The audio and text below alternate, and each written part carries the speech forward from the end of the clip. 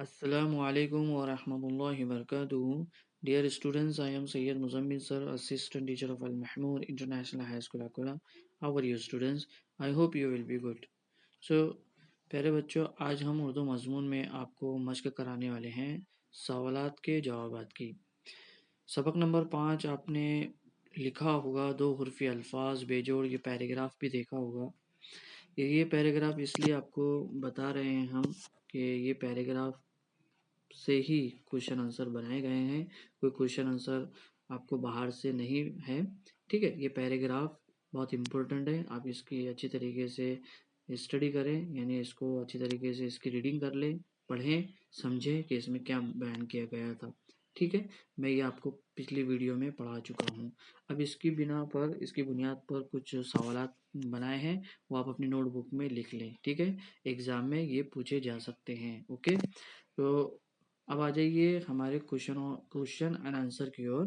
तो आप जब ये वीडियो देख रहे हों, क्लास अटेंड कर रहे हों, तो आपके पास नोटबुक होना बहुत ज़रूरी है।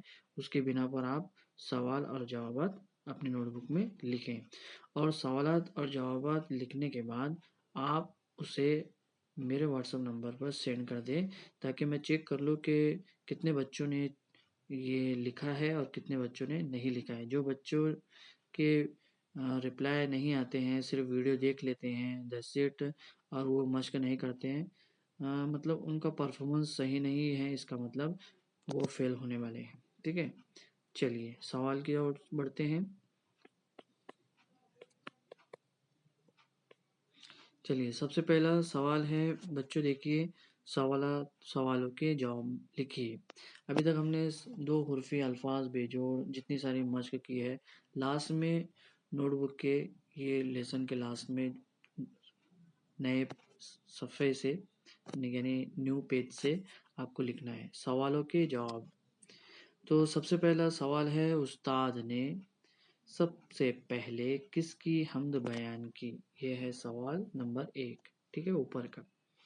ठीक है, और जवाब है, उस्ताद ने सबसे पहले अल्लाह ताला की हम्द बयान की। मैं आपको हाइलाइटर से बताता चल रहा हूँ, आप ध्यान दें।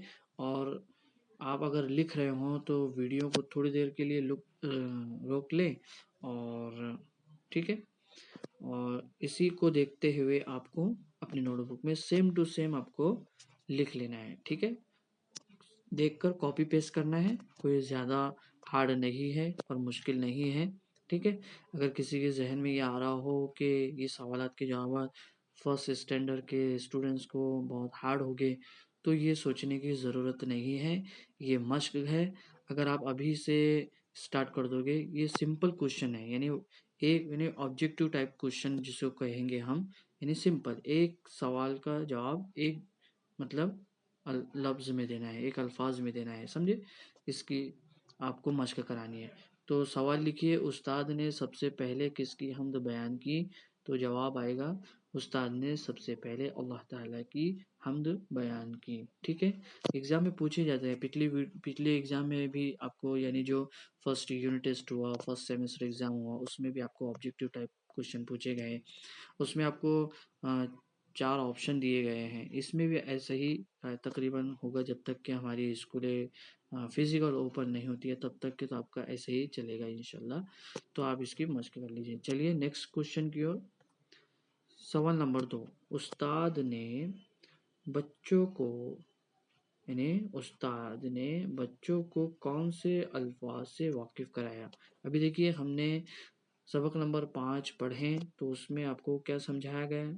सीधी सी बात है, दो हुर्फ़ी अल्फाज। तो उस्ताद ने बच्चों को दो हुर्फ़ी अल्फाज से वाकिफ़ कराया। ठीक है, तो इसको आप अच्छे तरीके से लिखें, खुशखत लिखें, यानी राइट क्लीन एंड नीटली, यानी साफ सुथरा लिखना है। सवाल नंबर 3, माजिद कैसा लड़का था? माजिद कैसा लड़का था? आपको बहुत सादा हैंड राइटिंग में लिख कर दिया हूँ। अगर आपको हैंड राइटिंग समझ में ना आए, तो आप अपने पेरेंट्स को या फिर ब्रदर एंड सिस्टर को या फिर कोई भी आपके रिलेटिव्स आपको जो आपकी हेल्प कर रहे हों, तो उनसे आप पूछकर लिख सकते हैं। ठीक है, जवाब है, माजिद बहुत नेक लड़का था। सवाल आ सकता है कि माजिद कैसा लड़का था? शरारती था, नालायक था या फिर पढ़ाई नहीं करता था या नेक लड़का था? तो आपको लिखना है बहुत नेक लड़का था। ठीक है, माजिद बहुत नेक लड़का था। अगला सवाल है सवाल नंबर 4, गौर से देखिए। माजिद ने किसको घर आने की दावत दी?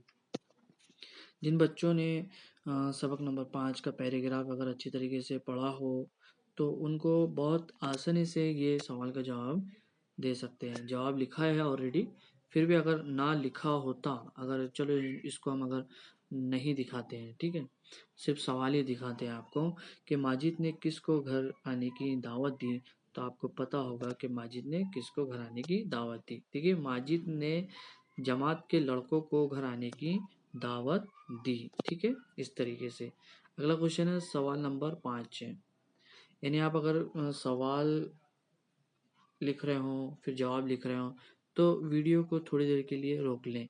ठीक है, आप आगे नहीं बढ़ोगे तो आपको आसानी से आप देख सकते हैं। ठीक है, सवाल नंबर 5 है, माजिद की अम्मी ने क्या पिलाया? यानी जब माजिद के क्लासमेट उसके जमात के लड़कों को जब उसने घर आने की दावत दी और वो जब घर आए तो उनकी मम्मी ने उन बच्चों को क्या पिलाया? तो जवाब है माजिद की अम्मी ने सबको संतरे का रस पिलाया। इस तरीके से हाईलाइट को हटाकर हम थोड़ी देर रुकते हैं ताकि आप अच्छी तरीके से देख सकें। ठीक है, चलिए बच्चे आगे, बच्चों आगे अगला सवाल की ओर बढ़ते हैं। यह हमारा लास्ट क्वेश्चन रहेगा। ठीक है, माजिद के पास कितने चॉकलेट थी? अब माजिद के पास कितने चॉकलेट थी, पैराग्राफ में आप देख सकते हैं कि माजिद माजिद के पास 10 चॉकलेट थी। ठीक है, माजिद के पास 10 चॉकलेट थी। तो आप सभी के पास आप टेक्स्ट बुक्स है यानी किताब है, उस किताब को खोलें, पैराग्राफ को देखें। ठीक है, सवाल लिखें। अगर आपको कोई लफ्ज़ समझ में ना आए तो आप टेक्स्ट बुक्स में से भी आप देखकर लिख सकते हैं। ये इजी है जो मैंने आपको वीडियो में समझाया हूँ। आप वीडियो को थोड़ी देर रोक लें और अच्छी तरीके से वन बाय वन क्वेश्चन अपनी नोटबुक में लिखें और लिखने के बाद अच्छी तरीके से उसकी इमेज और उसकी पिक्चर्स यानी फ़ोटो आप निकालें। क्लियर दिखाई दे रहा है ये भी एक मरतबा चेक कर लें और उसके बाद मुझे व्हाट्सएप नंबर पर सेंड कर दें। ठीक है, अब अगली वीडियो में यानी अगली क्लास में हम लेसन नंबर 6 हम पढ़ेंगे और समझाएंगे और बहुत अच्छी तरीके से आपको मश्क भी कराएंगे। तब तक के लिए मुझे इजाज़त दीजिए। अस्सलाम वालेकुम व रहमतुल्लाहि व बरकातुहू।